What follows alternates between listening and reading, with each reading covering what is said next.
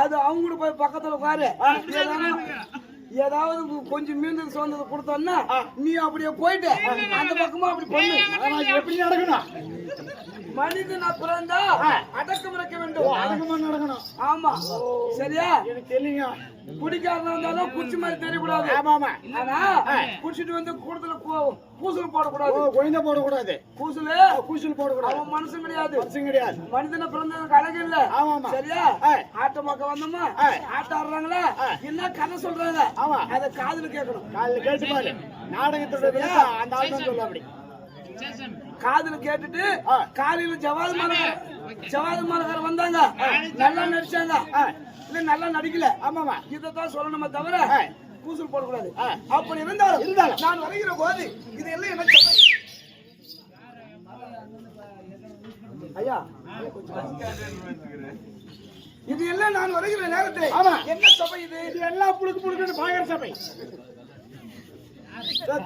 வந்துக்கிறாங்க. முதல் இந்த நாடகம் எதிர்க்கு கொடுத்திருக்கிறார்கள்.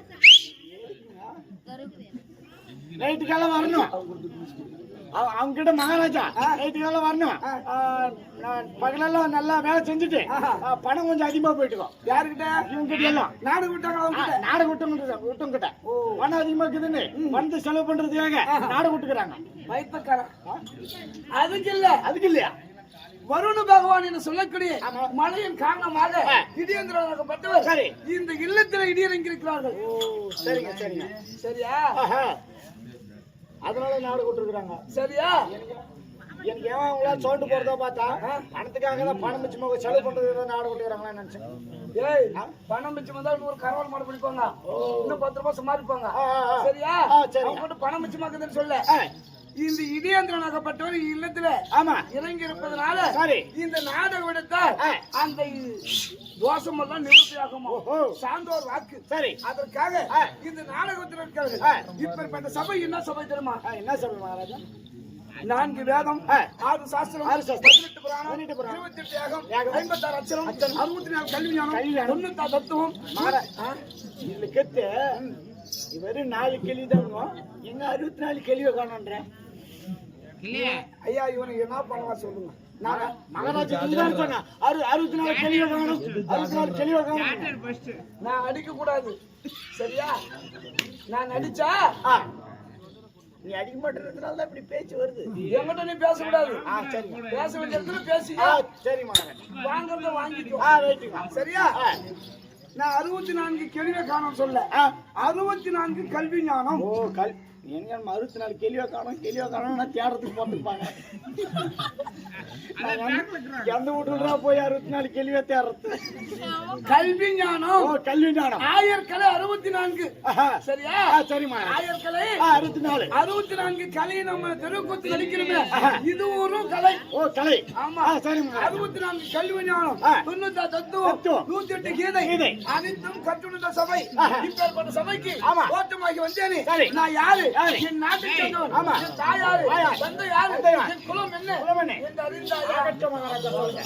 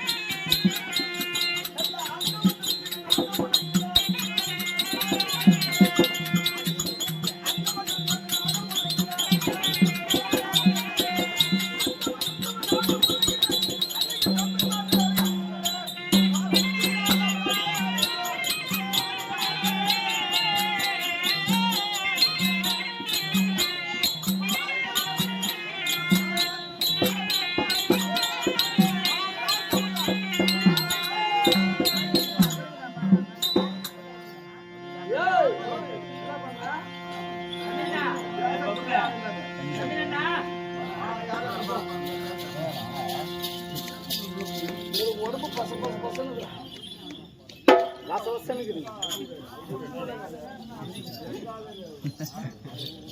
சுந்தர தர்மர் வந்தேன்.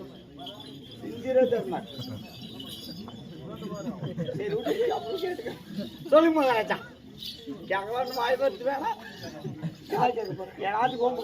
ஏய் கேட்க வேண்டிய இடத்துல கேளு. நான் முன்னமா சொல்லிட்டேன். அதுக்குதான் கேட்கல. யார் இடத்துல எப்படி கேட்கணும் அதுக்குதான் கேட்கலாம். கேட்டுக்கோ.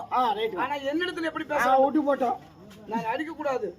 அடிக்க ஆரம்பிச்சா வேற மாதிரி இருக்கும். இன்னைக்கு அடிக்கூடாது. இன்னைக்கு அடிக்க கூடாது. சரியா? நாளைக்கு பாத்துக்கலாம். நாளைக்கு பாத்துக்கலாம். சரியா? அப்படி உடம்பு பச பச பச பசன்னு இதுதான் நாளைக்கு பாத்துக்கலாம்.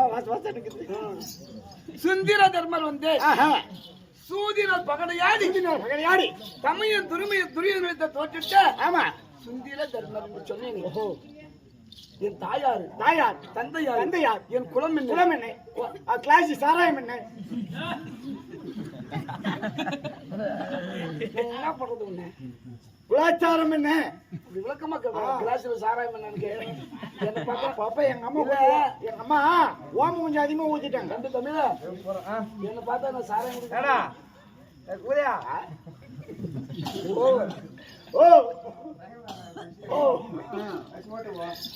சரி சரி அப்படி என்று சொன்னேனே.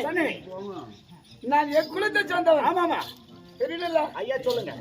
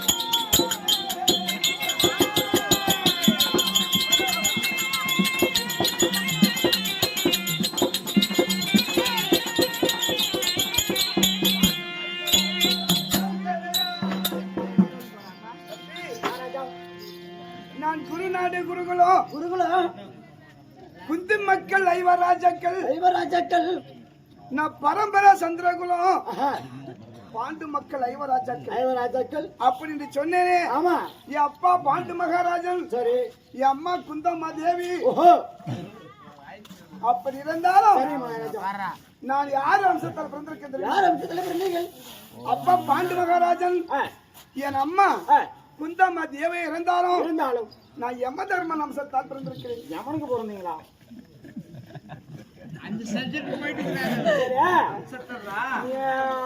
யமனுக்கு பிறந்துக்கிறியா மகாராஜா? நீங்க யமனுக்கு பிறந்தியா? உங்க அப்பா எங்க போனா? இல்ல போய் தோட்டத்துல களை குத்தி நின்றானா உங்க அப்பா?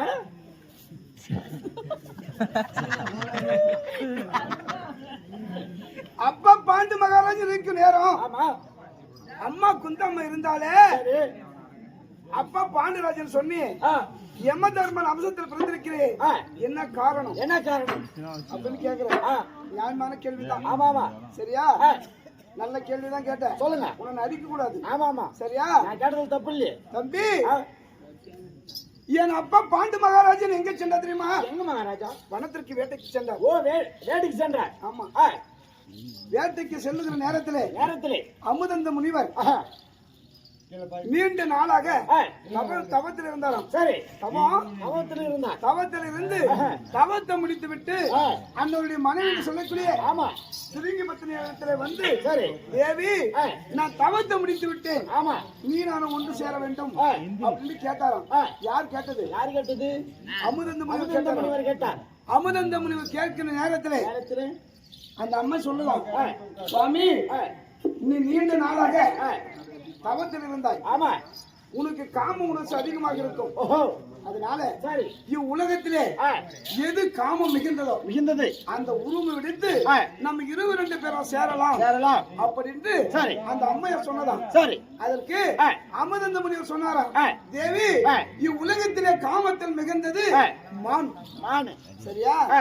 இவ்வுலகத்திலே காமத்திலே சிறந்தது மான். எறும்பு முதல் ஆ. யானை வரை யானை வரை அத்தனை ஜென்மங்களிலே ஆ. அதிகமான காமம் மிகுந்தது ஆ. மான். மானுக்கு மட்டும்தான். ஆமா. ஆ. அந்த மான் அவதாரம் எடுத்து ஆ. நம்ம 22 பேரை சேரலாம் என்று சொன்னாராம். சரி அதற்கு அந்த அம்மையார் ஒப்புக்கொண்டு ஆ. அந்த அம்மா ஒரு பெண்மானாகவும் ஆ. அமுதந்த முனி ஒரு ஆண்மானாக அவதாரம் எடுத்து அவதாரம் எடுத்து ஆற்றிலே புணர்ச்சியாக இருந்தாராம். ஆஹா. அப்படின்னா என்ன மகாராஜா புணர்ச்சி என்ன? ஏய்